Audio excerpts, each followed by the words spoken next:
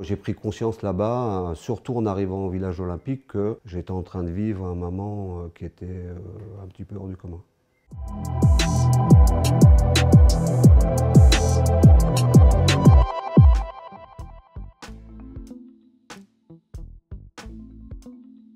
Que s'est-il passé en 84? Beaucoup de choses. À titre personnel, c'était pour moi une année assez fantastique. Il y a cette aventure extraordinaire aux Jeux Olympiques de Los Angeles. À la fois sur le plan sportif, puisqu'on est revenu avec une médaille d'or, et aussi sur le plan humain, parce que j'ai pris conscience là-bas que j'étais en train de vivre un moment qui était un petit peu hors du commun. I declare open the Olympic Games of Los Angeles.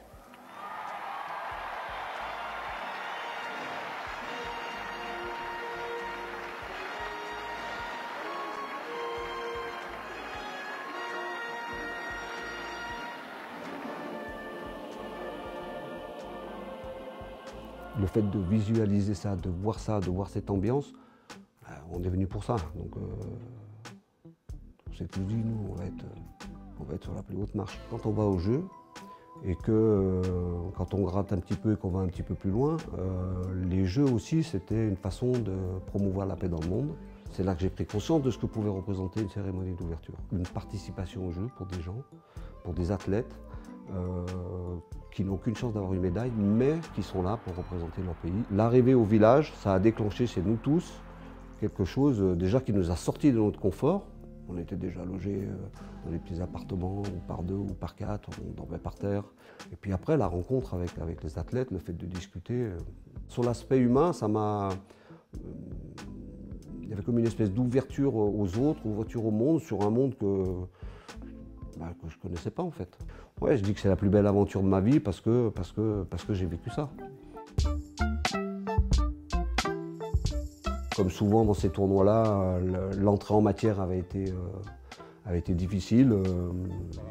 Tout le monde pensait que ce serait une formalité, France-Qatar, bon voilà. Et on fait 2-2 et bien content de faire 2-2. À titre personnel, sur ce match-là, je me blesse. Et ensuite, on avait joué là, je crois que c'était la Norvège. Donc François Brisson, qui n'avait pas joué ce premier match-là, est rentré donc, à ma place sur le match d'après. Il a marqué 2 buts. Et puis ensuite, derrière, on doit faire un partout contre le Chili. Si on n'avait pas fini premier, on ne serait pas allé au village olympique. L'histoire est en train de s'écrire et on a pu vivre ce moment génial d'être vraiment au cœur des Jeux, à l'intérieur des Jeux. J'étais une pièce rapportée à ce groupe puisque je n'ai pas participé à la campagne de qualification. Je dois ma sélection à une très très bonne saison avec la JOCR où j'avais fini meilleur buteur du championnat. J'ai été accueilli dans ce groupe comme si j'avais été là tout le temps, quoi. Entre nous, il y avait quelque chose que j'ai jamais retrouvé ailleurs. Chaque membre de ce groupe avait l'impression de faire partie de l'équipe. Il n'y avait pas de titulaire, il n'y avait pas de remplaçant. Pendant les matchs, c'était un truc de fou, ceux qui étaient sur le banc. Mais ça, c'était surtout dû à une personne qui malheureusement nous a quittés, Henri Michel. Henri Michel porté en triomphe. Voilà une carrière qui débute bien pour celui qui a été l'un des plus grands footballeurs français de ces dernières années. Et avec le drapeau tricolore applaudi par les 100 000 personnes de ce Rose Bowl de Pasadena. Comme sélectionneur ou comme entraîneur, il a été avec nous exceptionnel. Alors lui, c'était un homme qui avait un charisme, une prestance, une élégance. C'était un homme fantastique. Je pense que c'est un coach qu'on n'a jamais eu en club quand on était joueur, quoi. Sur le plan humain, c'était une personne exceptionnelle. Mais vraiment, vraiment exceptionnelle. Moi, j'avais beaucoup d'admiration pour lui. Et puis, il avait la classe. Et il nous manque beaucoup. En ce moment, on nous parle beaucoup des Jeux et de notre médaille. Pour moi, il est l'instigateur de tout ça. C'est lui qui a façonné ce groupe, c'est lui qui a façonné l'état d'esprit qu'on avait, c'est lui qui a mis en place l'équipe et qui a façonné les victoires tactiques sur le terrain. Et surtout, il a su créer un groupe qui était indestructible. Le souvenir que j'ai de lui pendant la compétition, c'est qu'il a tout le temps cru en nous, il nous a tout le temps mis en confiance, il n'y a jamais eu de doute dans le moindre de ses propos d'ailleurs. On a annoncé avant de partir à Los Angeles qu'on y allait pour gagner la médaille d'or, alors ça a fait sourire quelques-uns, mais lui était persuadé de ça, il avait une confiance en nous incroyable. Ça nous a permis de créer ces liens entre nous et avec le staff. Et je n'ai pas le souvenir d'un seul problème du premier au dernier jour. On était tellement heureux d'être là, on partageait tellement de choses, parce qu'entre les entraînements, on prenait un navette, on allait au Coliseum, on allait voir les compétitions. Le village olympique, pour nous, c'était Disneyland. Hein. C'était fantastique, un esprit de festif incroyable. Donc, lui nous a laissé la possibilité d'avoir d'un côté beaucoup de sérieux, beaucoup de professionnalisme, beaucoup d'exigences par rapport à la compétition, à la fois dans les entraînements et dans les matchs, et puis une liberté totale sur le reste.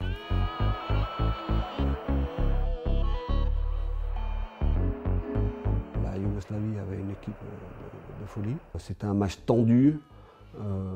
Et puis le scénario du match aussi, voilà, gagné après prolongation. Le souvenir aussi que j'en ai, c'est cette espèce de sérénité et de confiance qu'il y avait dans...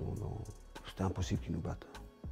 Il y avait ce truc-là, on était en demi-finale par rapport à tout ce que j'ai évoqué avant, que ce soit de la part d'Henri, de la part de tous les joueurs qui étaient sur le banc et de ceux qui étaient sur le terrain. Il y avait ce truc, ça pouvait pas nous échapper. Mais par contre, il a fallu sortir un match de haut niveau parce que vraiment c'était une très très grosse équipe. Et l'équipe de France avec Ruth dans les buts, avec Ayache, Pipard, Janol, Isanon, arrière pour Lacombe, Aurore qui va pouvoir centrer. Bon centre, Rentrer pour la finale, c'était un truc fantastique, un truc de fou. Alors qu'un joueur français va faire son apparition et je crois que c'est Patrice Garand. Oui, Garand qui va remplacer Brisson. À ce moment-là, je suis rentré dans ce match-là parce que, voilà, pour aider. Si j'avais pu marquer un but, je l'aurais fait, mais voilà, pour gagner la médaille avec tous mes potes, quoi. C'est terminé. Monsieur Kaiser siffle la fin du match. C'est terminé. Les jeunes Français maintenant envahissent le terrain pour féliciter. Quand l'arbitre a sifflé, on était tous ensemble. On s'est tout de suite réunis ensemble avec tout le monde, avec le staff et tout. Donc ça c'est quelque chose qui m'a marqué. Et puis après, sur le terrain, on ne sait plus où on habite. On fait les tours d'honneur, porter notre sélectionneur, tout ça. Et puis après, la fête, elle dure. Ça s'arrête jamais. Philippe Janol.